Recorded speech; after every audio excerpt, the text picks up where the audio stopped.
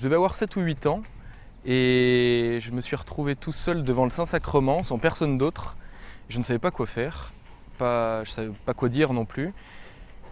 Et j'ai pris la Bible, j'ai lu le passage de la traversée de la mer Rouge et je me suis rendu compte qu'il y avait ce Dieu qui était le créateur de l'univers et qui avait fait alliance avec son peuple, et bien, était devant moi dans une hostie et était avec moi présent dans le Saint-Sacrement.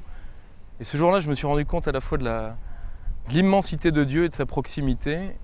Et si j'en parle encore aujourd'hui, c'est que ça m'a quand même beaucoup touché et beaucoup frappé. Bon, après, j'ai eu une vie tout ce qu'il y a de plus normal, hein. J'ai été étudiant, comme tout le monde. Et à la fin de mes études, quand même, je sentais qu'il y avait quelque chose de plus ou quelque chose qui manquait.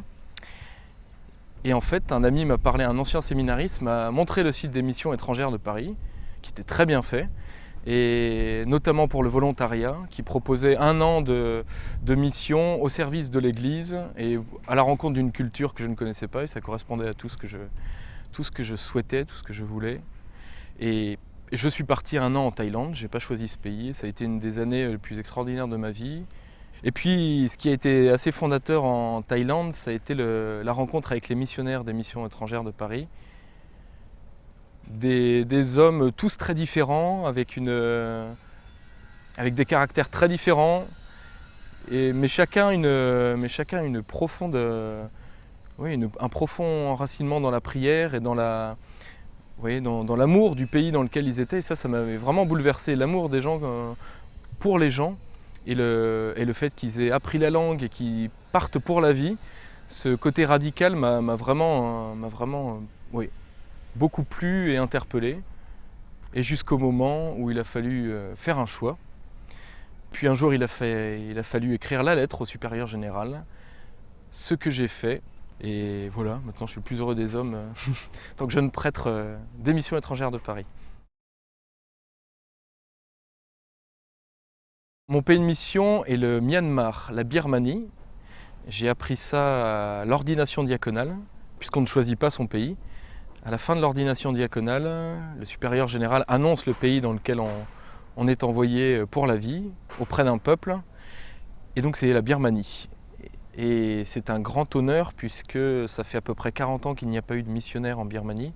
Les derniers missionnaires MEP ont été expulsés dans les années 70. Et avec un ami fraîchement ordonné, nous partons en Birmanie dans un peu plus d'1 an et demi. Et voilà, au service d'une église diocésaine et d'un évêque birman qui nous appelle.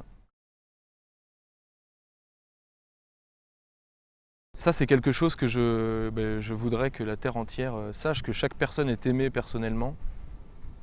Et en Asie, dans des pays où c'est plutôt le groupe parfois qui prend le dessus, savoir qu'il